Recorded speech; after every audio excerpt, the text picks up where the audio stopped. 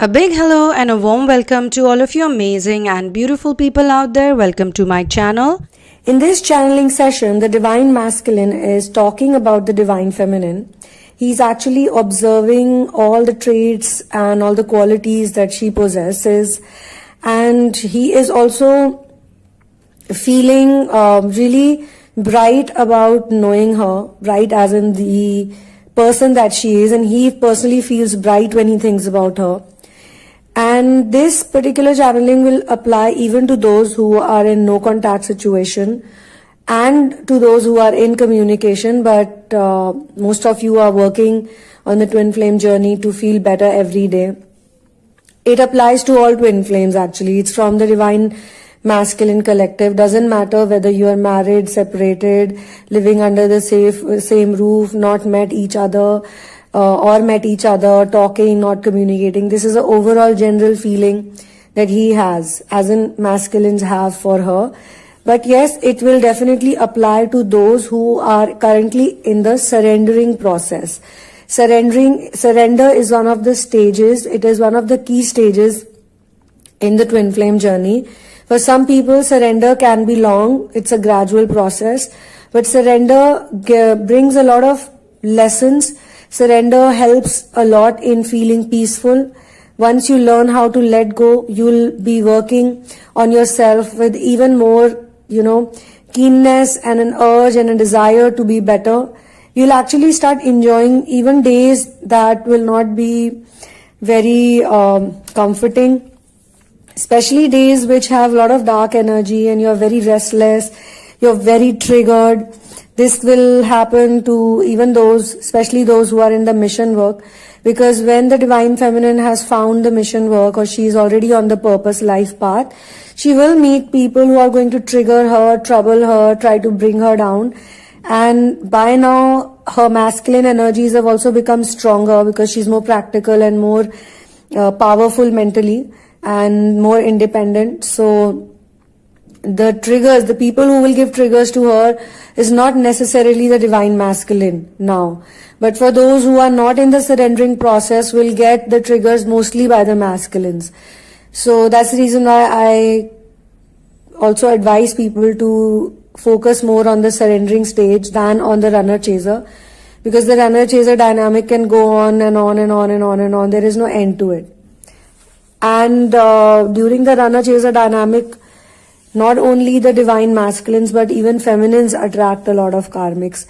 And if it's a false twin relationships, then karmics are going to be on both sides.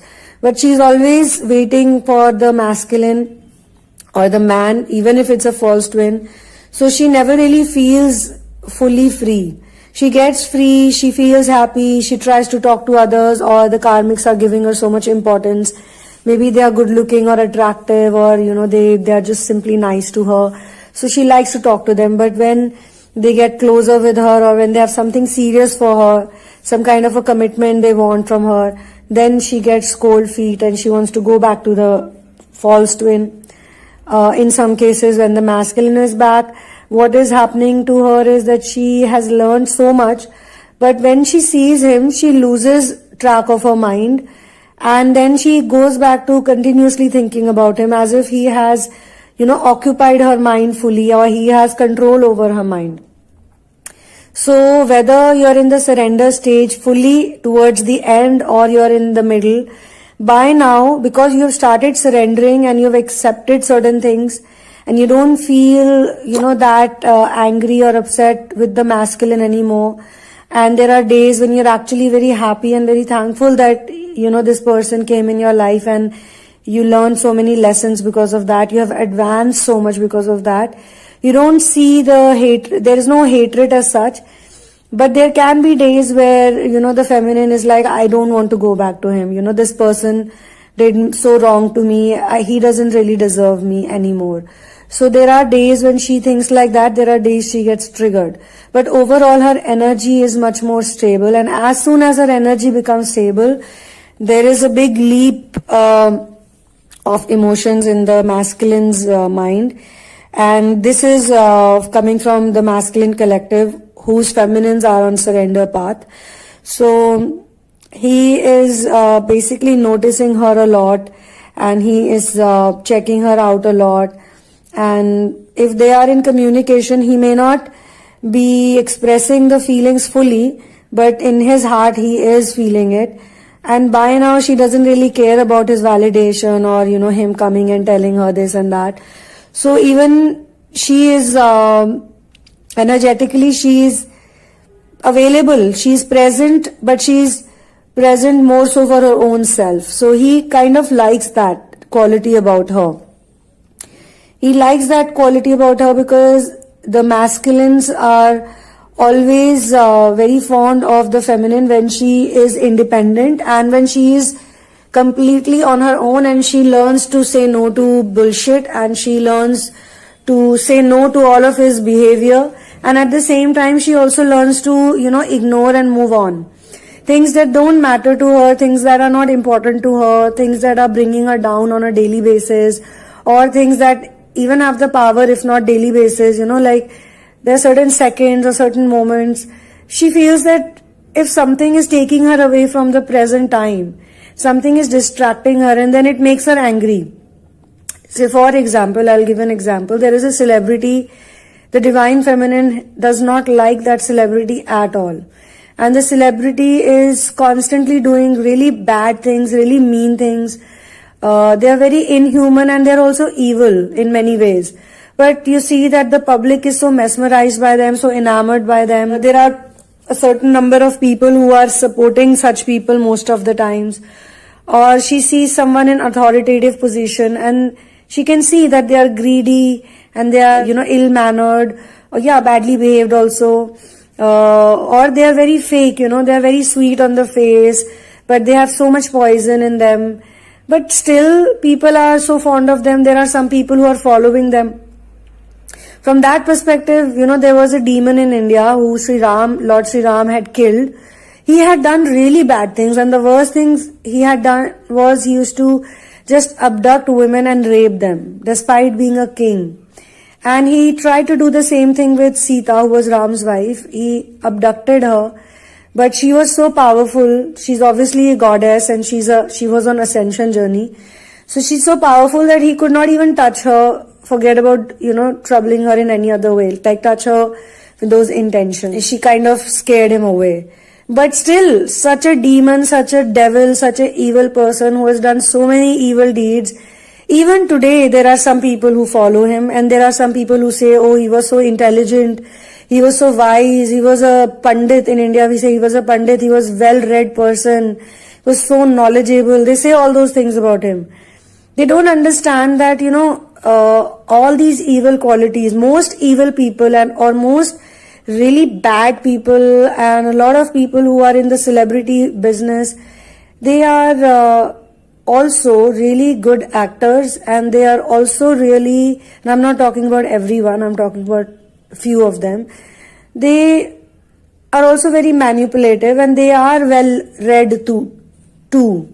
Because they need knowledge to impress other people. They need to know certain things. So they read, they study, they even study human psychology, how to fool people. So for example, she sees a celebrity, and I'm giving this example. You might be thinking, why is this example important here? And how does it help in surrender? And how does it also heal the masculine? It's all interconnected. Because she should apply this in most cases, in all cases, if possible. So say she finds this person to be very evil, and she sees that this evil person has a following, and they are using impressionable people to get their things done, and no matter what wrong they do, no matter how much they pretend, how hypocritical they are, but still it's okay. So for some time this person triggers her a lot. And then she learns to let go even of the feeling of getting triggered. Like, why are you getting triggered by this person? Or why is this person's existence so important? So initially she would, see any update or any article or any video about this person, and she would read it. And the moment she would read it, she would get angry, because obviously she would see all the hypocrisies being admired by some impressionable minds. So what she starts doing is she starts reading, talking, thinking about such a person who troubles her or triggers her. And eventually that person does not have any impact on her life. So this is just a celebrity's example. Now, if you start applying it in your real life also, and not just for people, also for all the things that trigger you, all the annoying things that trigger you. And this doesn't mean you don't change things. This doesn't mean you just keep a hand on your other hand and not move. But it is to understand that first you need to stop giving importance to such negativity, even in your mind. When you know that something is triggering you or something is upsetting you or annoying you, why indulge in it? Indulgence is also a big problem. So, when the feminines are on the mission work, they are going to meet a lot of people who will trigger them and they will try to stop them. Or they will act in certain way that she will feel that, why are they even around me? Why is there negative energy? Why do they even exist? She would feel that. They only exist so that her ascension journey goes further up, and she develops the tools and techniques of controlling her 5 senses and be able to use her extra sensory perceptions and, be able to even manifest things that are required for her mission without any personal liking towards those things, because mission work is such that the mission work is always designed in such a way, or it always helps people, or it always uplifts a certain section of the society. And when she is into the mission work, she feels unconditional love. That unconditional love, it's coming from a source which does not believe in expectation settings, so unconditional love is without expectations.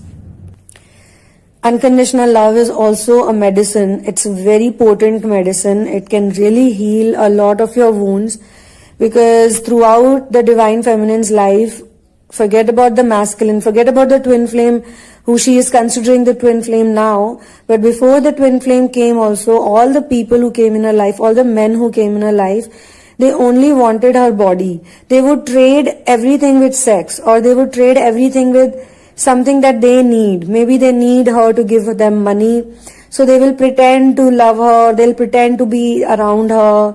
But there is always something, like even if she's in college, she's like a very hot or a very good looking girl, and she meets a boy, and the boy is pretending to be in love with her, and he's taking her out for dates, and he's kissing her or he's holding her.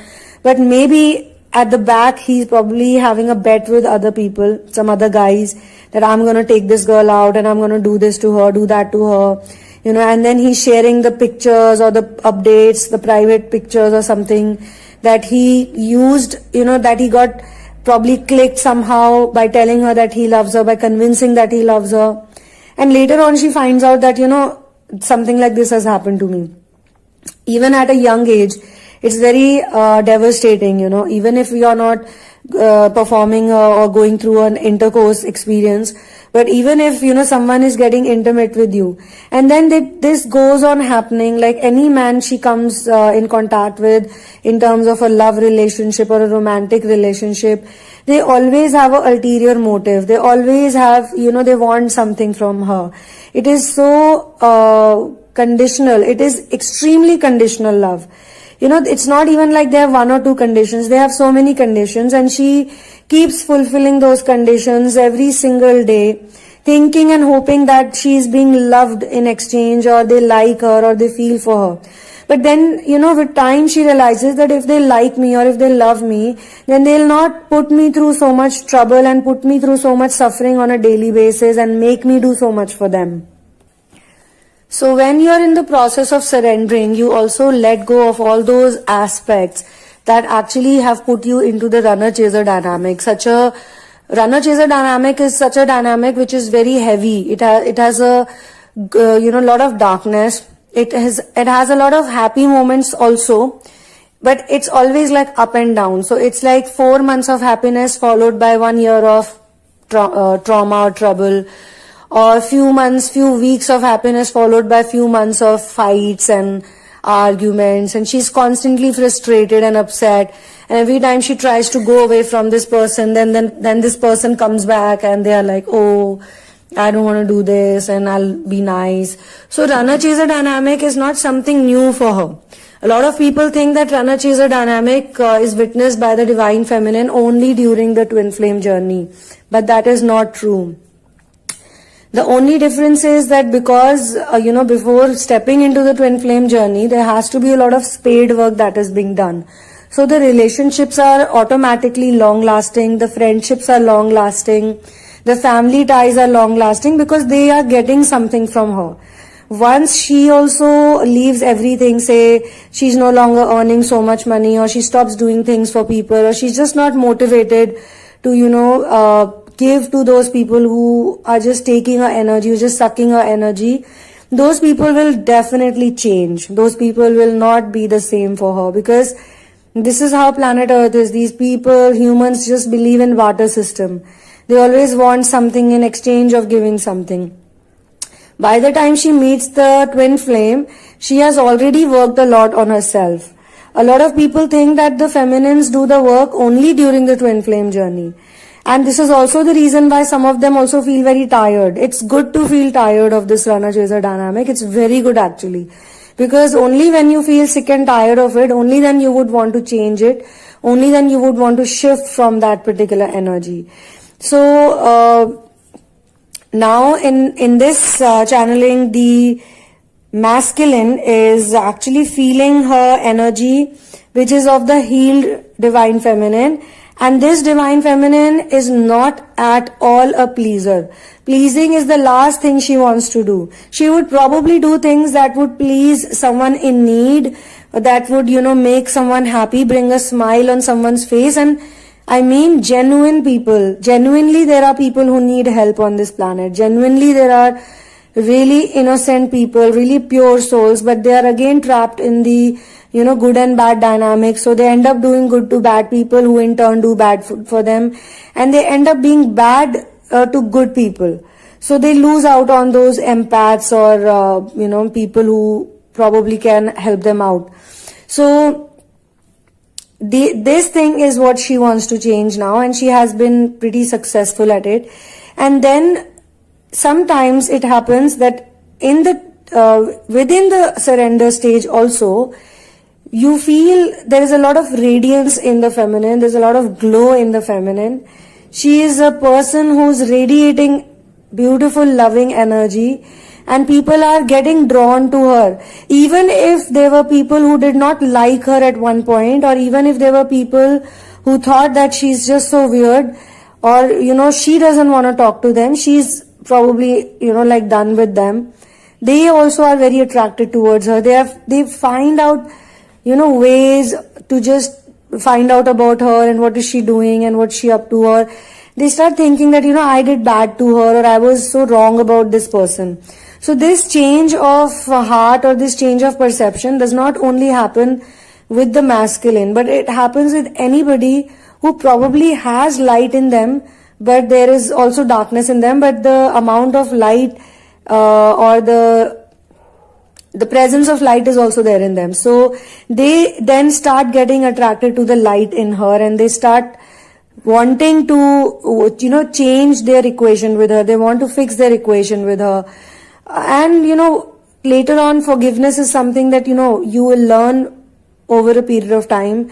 Twin flame journey is also about forgiving people, learning to forgive people, but you don't forget the lessons. Forgiveness is also a practice that, I train my people, but a lot of people don't know the art of forgiveness. Forgiveness is also a skill like any other skill. So all of these energy clearings and learning all these activities, all these skills, it makes the masculine aware and open to her actual, true, authentic nature. He has too many assumptions about her. That's the problem. That was always the problem. So if she would say something nice to him, or if she would even say something like just a statement was made by her, which did not have any meaning behind it as such, a statement, a spontaneous statement made in the, in the moment, he would actually read too much into it, and he would mostly see negative things about her. He's not open to that positive energy. He's not open to seeing the real divine feminine. But due to her inner work and due to her mind practice, her focused energies, she learns how to observe, not just react. And what he's telling his friends right now, so basically he is talking to his friends in this channeling, he's talking to other people about her, so she is not aware about it, that he is talking about her, but he is talking about her. So he's telling his friends that I am still not sure what is this girl made up of, like who is she really? But he's saying it in a nice way, he's saying it in a good way. You know, like, what are you really made up of? You know, where do you get your strength from, or your courage from, or where do you get your DNA from? Something like that. He's saying to them that I probably made a mistake, or I wasn't able to see what I can see now. And this is one thing that he has been telling everyone who's close to him, that 10 years back I used to think like this. The same thing he's thinking, that I got clarity about it now. Or 5 years back I was a certain type of a person, so whatever I was perceiving it from the mindset of that guy who was 5 years back in time. And he's like, currently the same person, the same woman, the same girl who used to appear certain way for me, and it was so hard, so difficult for me to accept, so difficult for me to go through all the things I went through ever since I met her. Now I see her in a completely different light, because apparently she has a beautiful heart, and there are so many things I like about her.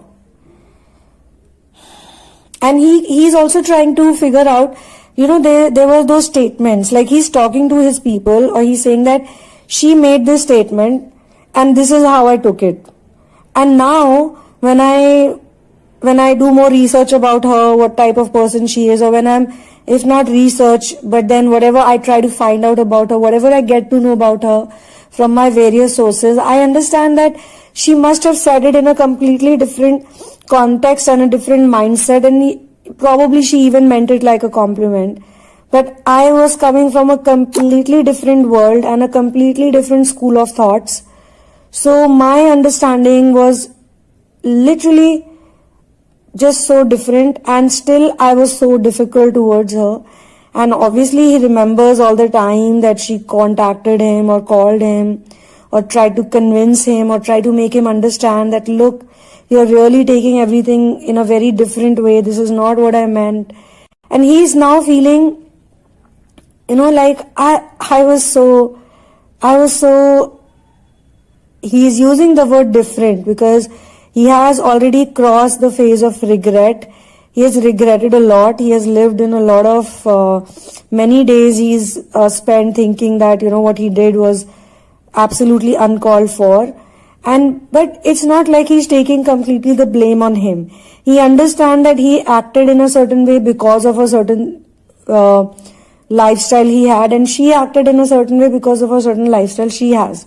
And now they're coming to the balanced place, they're coming to neutralization, and he is the one who is literally thinking that the more I get to see, the more I become aware, the better it becomes for me, the better I see her in better light. And he is also now trying to understand her perspective, which means that, even if she's upset with him, or even if she doesn't, she's not the same person, or she's not acting in the same way that she used to, he understands it completely. And whatever happened back then, the pain, the trauma, and even before she met him, he is now able to understand, because he also had his own share of pain, and he also had his own share of heartbreaks, and his share of, trying to understand love. So from all of that, he's done a kind of amalgamation that, if I could go through this and I could feel like this about women, then definitely she must have gone through something, and she had a perception about men. And whatever she was saying was actually coming from those old triggers or from old perceptions she had about people, you know. So he is having a conversation with his friends. Some of his friends are new friends now. He doesn't have the old friends anymore. He doesn't hang out with the same old people because, you know, after growing up and after maturing, he understands that certain relationships were meant to go away, or the dynamic was changed. He was not spending the same amount of time with those people, or if he would have a conversation with them, he would only have it about certain topics. So he feels that I don't need everybody's approval and everybody's validation, especially when it comes to love. If I love her, I just love her. And that is the biggest fact about me, about my existence, that I love her. I don't love anyone else the way I love her. Of course, he loves other people too who doesn't. As in, I'm not talking about romantic things. I'm talking about family members or friends or his own things that he likes to do, his own hobbies, and maybe he is close to voiceless animal beings also. In any case, he just feels that the amount of affection he has for her, it's only increased with time, and when he had just recognized her, he now understands how powerful it was when he had recognized her, or when he had, you know, when it was the first stage, when they just started connecting with each other physically on a three-dimensional level. He now feels that why there was this strong, intense pull he felt for her, why this connection was there. And now all he's trying to do is he wants to revive that connection, and he is figuring things out. He is sort of seeing who she is, and he also feels that I know that she's looking for something better.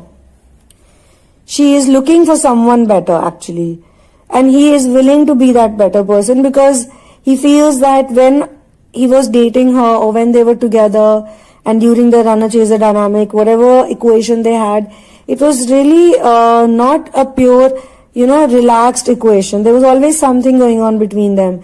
Now he also wants to give her the better version of him. So he's telling his friends and those who matter to him, those who understand him, that I want to, you know, her also to see this side of me, because this side of me exists.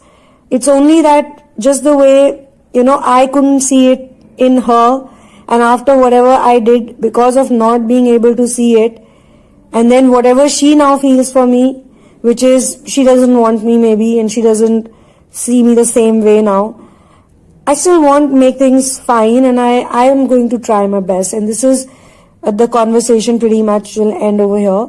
Thank you so much for being here with me. One love and peace out.